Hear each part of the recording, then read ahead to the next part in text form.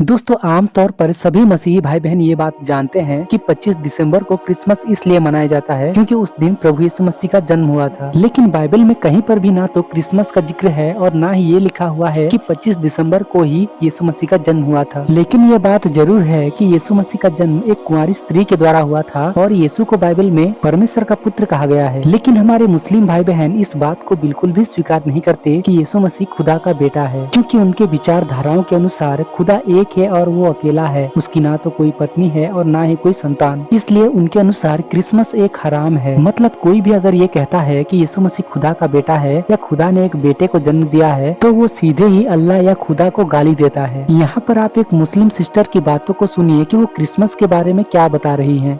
जब कोई जाकर ये कहता है कि मैरी क्रिसमस यानी वो शहादत दे रहा है, इस बात से एग्री कर रहा है कि 25 दिसंबर को नाउजुबिल्लाह अल्लाह ताला ने बेटा पैदा किया, क्योंकि क्रिश्चियन लोगों का अकीदा ही यही है कि 25 दिसंबर को अल्लाह ताला ने ईसा अलैहिस्सलाम को जन्म दिया और जीसस यानी ईसा अलैहिस्सलाम अल्लाह ताला का बेटा है। नाउजुबिल्लाह। देखिए, पहली बात, यीशु मसीह कोई अल्लाह का बेटा नहीं है, क्योंकि बाइबल में कहीं भी यीशु ने अपने पिता का नाम अल्लाह कहकर नहीं बताया। और दूसरी बात, कहीं पर भी बाइबल में ये नहीं लिखा है कि परमेश्वर ने यीशु मसीह को जन्म दिया, जैसा कि मुस्लिम समझते हैं। बल्कि आप सब जानते हैं कि जिब्राइल स्वर्गदूत मरियम के पास आकर कहा, भयभीत न हो, क्योंकि परमेश्वर का अनुग्रह तुझ पर हुआ है और देख तू गर्भवती होगी और तेरे एक पुत्र उत्पन्न होगा, तू उसका नाम यीशु रखना। इस पर मरियम ने स्वर्गदूत से कहा कि ये कैसे हो सकता है, क्योंकि मैं तो कुंवारी हूँ। तब स्वर्गदूत ने उनसे कहा कि पवित्र आत्मा तुझ पर उतरेगा और परम प्रधान की सामर्थ्य तुझ पर छाया करेगी, इसलिए वह पवित्र बालक जो उत्पन्न होने वाला है परमेश्वर का पुत्र कहलाएगा। तो वहाँ पर जिब्राइल स्वर्गदूत ने ये कहा था कि तुम पवित्र आत्मा की सामर्थ्य से गर्भवती होगी और एक पुत्र प्रसव करेगी जिसका नाम यीशु रखना। वहाँ पर स्वर्गदूत ने ये नहीं कहा था कि खुदा एक बेटे को जन्म देगा। वो लोग कहते हैं कि अल्लाह ताला ने बेटा पैदा किया तो उसने अल्लाह ताला को सबसे बड़ी गाली दी।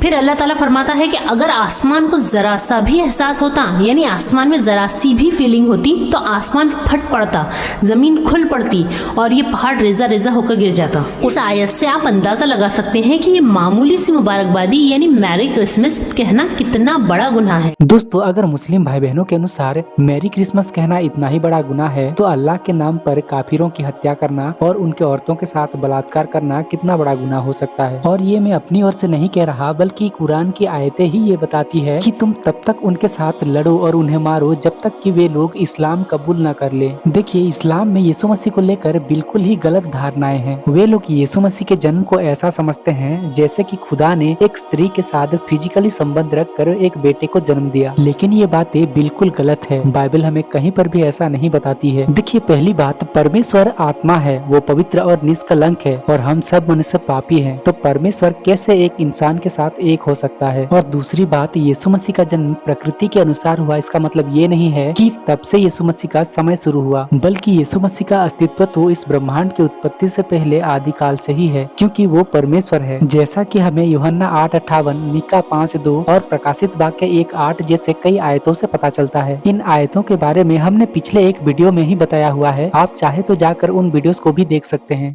ना ही गैर मुस्लिम बकरा ईद पर आपको विश करते हैं और ना ही क्रिश्चियन रमजानों की रोजे रखते हैं, तो फिर मुसलमान क्यों क्रिश्चियंस के त्योहारों में शामिल होते हैं? Use your brain my brother and sister, they have a separate system of belief. देखिए, उनका अपना एक अकीदा है और हमारा अपना एक अकीदा है, और हमारा अकीदा ये है कि अल्लाह एक है और ईसा अलैहिस्सलाम अल्लाह के नबी हैं, but not the son of God. जब यीशु ने अपने आप को कभी खुदा का नबी नहीं कहा, तो मुस्लिम्स ये क्यों मानते हैं कि यीशु मसीह खुदा का एक नबी है? बल्कि बाइबल में हम पढ़ते हैं यीशु मसीह हमेशा अपने आप को परमेश्वर का पुत्र कहा। देखिए, जब यीशु मसीह यरदन नदी पर बपतिस्मा लिया, तब आकाश खुल गया और आकाश से पवित्र आत्मा कबूतर की नाई उनके ऊपर उतरा और आकाश से ये भविष्यवाणी हुई कि यह मेरा प्रिय पुत्र है जिससे मैं अत्यंत प्रसन्न हूँ। और ये शब्द पिता परमेश्वर के ही थे। तो परमेश्वर का एकलौता और परम प्रिय पुत्र होना मनुष्य रीति से जन्मा इस संसार के किसी पिता के पुत्र वाला संबोधित करने जैसा नहीं है, वरन वो सबसे अलग, पवित्र और निष्कलंक है, जो इस संसार का कोई मनुष्य नहीं है, क्योंकि हम सब पापी हैं। क्रिश्चियंस कहते हैं कि ईसा अलैहिस्सलाम अल्लाह का बेटा है। They have misunderstood.